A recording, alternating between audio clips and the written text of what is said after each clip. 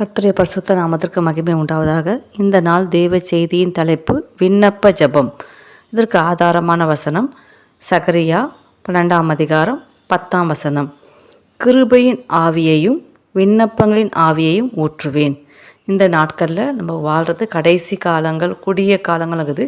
இந்த நாட்கள் நமக்கு ஜெபம் முக்கியம். ஆனால் ஜெபத்தில் நம்ம விண்ணப்ப ஜெபம், நம்ம எல்லார் மேலேயும் கர்த்தர் கிருபையின் ஆவியையும் விண்ணப்பத்தின் ஆவியையும் ஊற்றுவார். பரிசுத்த ஆவியின் துணை இல்லாமல் நம்மளால் கண்டிப்பாக ஜெபிக்க முடியாது. ப்ரேயர் ஆஃப் பெட்டிஷன், விண்ணப்ப ஜெபம்னா ப்ரேயர் ஆஃப் பெட்டிஷன். நம்ம கர்த்தர்கிட்ட போய் ஒரு பெட்டிஷன் போடுறோம். நம்முடைய தேவைகள், நம்முடைய கவலைகள், நம்முடைய ஆசைகள் எல்லாத்தையும் நம்ம கர்த்தர்கிட்ட போயிட்டு ஜெபமாக, ஆண்டவரே எனக்கு இது தேவைப்பா, எனக்கு இது கவலையாக இருக்குதுப்பா, எனக்கு இது ஆசையாக இருக்குதுப்பா அப்படின்னு சொல்லிட்டு நம்ம தேவன்கிட்ட போய் ஒரு பெட்டிஷன் போடுறோம் இல்லைங்களா? அதுதான் விண்ணப்ப ஜெபம். அப்போது அந்த நம்முடைய கஷ்டங்களை சொல்கிறோம், வேலைக்காக ஜெபிக்கிறோம், ஆரோக்கியத்துக்காக ஜெபிக்கிறோம், மன அமைதிக்காக, கர்த்தருடைய சித்தத்தை செய்யணும் அப்படின்னு நம்ம கர்த்தர்கிட்ட போய் ஒவ்வொரு காரியத்தையாக நம்ம சொல்லி லிஸ்ட்டு போடுறோம் பார்த்திங்களா? இதுதான் விண்ணப்ப ஜெபம். இந்த விண்ணப்ப ஜெபத்தில் முக்கியமாக எதுனா ஏசாயால ஒரு வசனம் இருக்குது, நான் உன் விண்ணப்பத்தை கேட்டேன், உன் கண்ணீரை கண்டேன். அப்போ நம்ம விண்ணப்பத்தை கர்த்தர் நிச்சயமாக கேட்குறாரு. நம்ம தேவ சமூகத்துக்கு போகும்போது ஏனோ தானோன்னு போகக்கூடாது, அப்புறமா பக்தி இல்லாமல் போகக்கூடாது, கர்த்தர் கேட்டால் கேட்கட்டும், கேட்க கட்டி போட்டோம் அப்படின்னு ஒரு நிர்விசாரம் நமக்குள்ளே இருக்கக்கூடாது. நான் இன்றைக்கி ஜெபத்துக்கு போகிறேன், இந்த நாள் நான் பண்ணுற ஜெபத்தை கர்த்தர் நிச்சயமாக கேட்பாரு. ஏன்னா நம்ம கர்த்தர்கிட்ட போய் பெட்டிஷன் போட போகிறோம். அவர் சொல்கிறார், நான் உன் விண்ணப்பத்தை நான் கேட்டேன். தனிப்பட்ட காரியங்களுக்காக நம்ம என்ன பண்ணலாம், தேவனத்தில் விண்ணப்பங்களை சொல்லலாம். நல்ல வேலை கிடைக்கணும் பையனுக்கு, நல்ல குடும்ப வாழ்க்கை அமையணும், குடும்பத்தில் சமாதானம் கிடைக்கணும், எங்கள் தேசத்தில் நன்மைகள் நடக்கணும், ஆவிக்குரிய எழுப்புதல் நம்ம சபைகள் நடக்கணும் அப்படின்னு நம்ம கர்த்தர் மேலே விசுவாசத்தை வச்சு நம்ம கர்த்தர்கிட்ட போயிட்டு அந்த விண்ணப்பங்களை சொல்லணும். சொல்லும்போது நிச்சயமாக தேவன் நம்முடைய விண்ணப்ப ஜெபங்களுக்கு நான் உன் விண்ணப்பத்தை கேட்டேன் சொல்கிற கர்த்தர் நம்முடைய விண்ணப்பங்களுக்கு என்ன பண்ணுவார், நிச்சயமாக பதில் கொடுப்பாரு.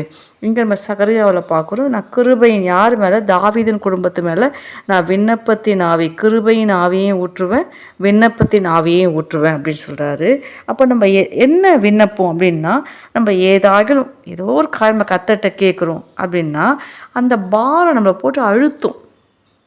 எப்படி சொல்கிறது, ஒருத்தர் வியாதி உடம்பு சரியாமல் இருக்கிறோன்னா எப்படியாவது கண்டிப்பாக கர்த்தர் சுகம் கொடுத்தே ஆகணும், என்னால் இது வியாதியை தாங்க முடியல, இந்த பலவீனத்தை என்னால் தாங்க முடியல, இந்த கஷ்டத்தை என்னால் தாங்க முடியல அப்படின்னு நம்ம போட்டு அதை அழுத்தும், அந்த இருதயத்தின் ஆழத்தில் போய் அழுத்தும்.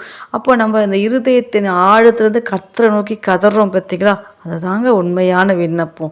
ஆண்டவரே என்னால் முடியலப்பா, என் கண்ணீரை பாருங்க ஆண்டவரே, என்னோடய விண்ணப்பத்துக்கு செவி கொடுங்கப்பா அப்படின்னு நம்ம தாவீது எத்தனையோ முறை ஜெபிச்சாரு. கர்த்தர் தாவீதுடைய விண்ணப்பத்தை கேட்டார். இன்றைக்கி நம்ம கூட ஏதோ ஒரு நெருக்கம், ஏதோ ஒரு அழுத்தம், ஏதோ ஒரு தேவை, அந்த நம்ம மனசில் போட்டு அழுத்தும் போது நம்ம இதயத்தின் ஆழத்திலிருந்து எழுப்புற கதறல் சத்தம் தான் விண்ணப்பமாக வருது. ஆபிரகாம் கூட தேவனத்தில் விண்ணப்பம் பண்ணார். ஆதியாகமம் 17ஆம் அதிகாரம் 8ஆம் வசனம் சொல்லுது, இஸ்மவேல் உமக்கு முன்பாக பிழைப்பானாக அப்படின்னு ஆபிரகாம் என்ன பண்ணார், தேவனிடத்தில் விண்ணப்பம் பண்ணினார். அது தப்பான ஜெபந்தான். ஏன்னா கர்த்தர் சொன்னார், நான் உனக்கு ஏக சுதனை கொடுப்பேன், வாக்குத்தத்தன் பிள்ளையை கொடுப்பேன்னு. ஆனாலும் ஆபிரகாம் என்ன பண்ணுறாரு, இஸ்மவேலுக்காக கர்த்தர்கிட்ட போய் விண்ணப்பம் பண்ணுறாரு. ஆனால் அந்த ஜெபத்தையும் கர்த்தர் கேட்டு, ஆபிரகாம் விண்ணப்பத்தை கேட்டு இஸ்மவேலையும் ஒரு கோத்திரமாக மாற்றி கர்த்தர் ஆசீர்வாதம் தந்தார். மோசே கர்த்தரை நோக்கி விண்ணப்பம் பண்ணார். என்ன விண்ணப்பம் பண்ணார், இந்த ஜனங்க இஸ்ரவேல் மக்களாக இருந்தாங்க, அப்போது கானான் தேசத்தை போய் வேவு பார்க்க வந்துட்டாங்க. வேவு பார்த்துட்டு வந்ததுக்கப்புறமா 10 பேர் துர்ச்செய்தி, 2 பேர் நல்ல செய்தியை சொல்கிறாங்க.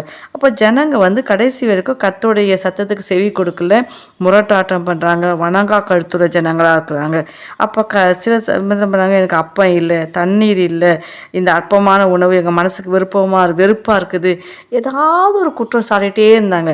அப்போ கர்த்தர் என்ன பண்ணால் கொல்லிவாய் சர்ப்பங்களை ஜனங்களுக்குள்ளே அனுப்பிட்டார், இதெல்லாம் உங்களை கடிக்கும் அப்படின்ட்டு. அப்போ அதனால் இஸ்ரவேலுக்குள்ளே அநேக ஜனங்கள் செத்துட்டாங்க. என்னாகமம் 21ஆம் அதிகாரத்தில் படிச்சுப்பாங்களா? அப்போ அவங்க ஜனங்கள் என்ன பண்ணாங்க, என்னாகமம் 21:7, அதனால் ஜனங்கள் மோசே இடத்துல போய், நாங்கள் கர்த்தருக்கும் உமக்கும் விரோதமாய் பேசினதினால் பாவம் செய்தோம், சர்ப்பங்கள் எங்களை விட்டு நீங்கும்படி கர்த்தரை நோக்கி விண்ணப்பம் பண்ண வேண்டும் என்றார்கள். மோசே ஜனங்களுக்காக விண்ணப்பம் பண்ணினான். உடனே கர்த்தர் மோசையோட ஜெபத்தை கேட்டு அந்த கொள்ளிவாய் சர்ப்பங்களை ஜனங்களை விட்டு நீங்கும்படி செய்தார்.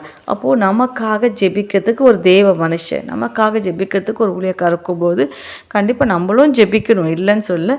ஆனால் நமக்காக ஜெபிக்கிறதுக்கு ஒரு தேவ மனுஷத்தை போய் நம்ம சொல்லும்போது அவங்க நமக்காக ஜெபிக்கும்போது கர்த்தர் நிச்சயமாக நம்ம மேலே இருக்கிற எல்லா வித அந்த துர்க்கிரியைகளையும் நம்மளை விட்டு அகன்று போக பண்ணுவார்.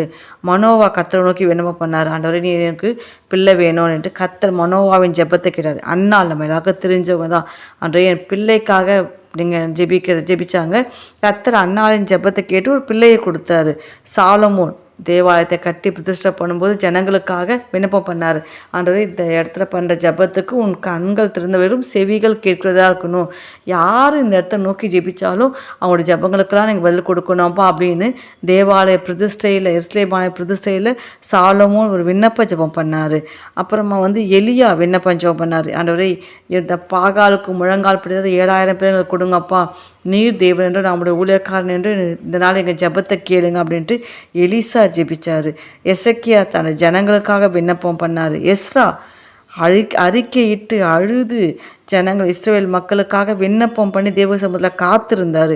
தானியேல் விண்ணப்பம் பண்ணார். யோனா கர்த்தர் மீன் வயிற்றில் இருக்கும்போது கர்த்தரை நோக்கி விண்ணப்பம் பண்ணார். கர்த்தர் யோனாவுடைய ஜெபத்தை மீன் வயிற்றுலேருந்து பண்ணாலும் யோனாவின் ஜெபத்தை கர்த்தர் கேட்டு விடுவித்தார்.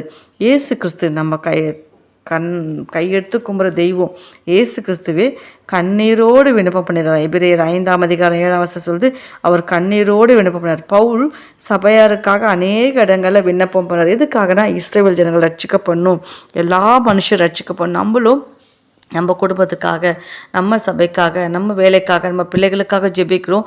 ஆனால் சபைகளுக்காகவும் இஸ்ரவேல் மக்களுக்காகவும் எல்லா மனுஷர்களும் ரட்சிக்கப்படணுன்ட்டு நம்ம தனி ஜெபங்களை விண்ணப்பம் பண்ணும்போது கண்டிப்பாக அது கர்த்தருக்கு உகந்த ஜெபமாக இருக்கும். கர்த்தர் சொல்கிறாரு, விண்ணப்பம் பண்ணுகிறோம் இல்லை என்று அவர் ஆச்சரியப்பட்டார். ஒருத்தங்க கூட விண்ணப்பம் பண்ணுறதுக்கு இல்லையப்பா அப்படின்னு ஆச்சரியப்படுறாரு. அப்படி இருக்காதபடி இனி வருகிற நாட்களில் நம்ம குடும்பங்களுக்காக ஜெபிக்கிறது உண்மைதான். ஆனாலும் சபைகளுக்காக, தேசங்களுக்காக, எல்லா மனுஷர்களுக்காக, எல்லா சபைகளுக்காக, இஸ்ரவேலர் ரட்சிக்கப்படுவதற்காக நம்ம அப்படி ஜெபிக்கும்போது கர்த்தர் நிச்சயமாக உன் விண்ணப்பத்தை கேட்டேன் சொன்ன கர்த்தர் நம்முடைய எல்லா விண்ணப்பங்களுக்கும் கர்த்தர் பதில் கொடுப்பாராக. ஆமேன்.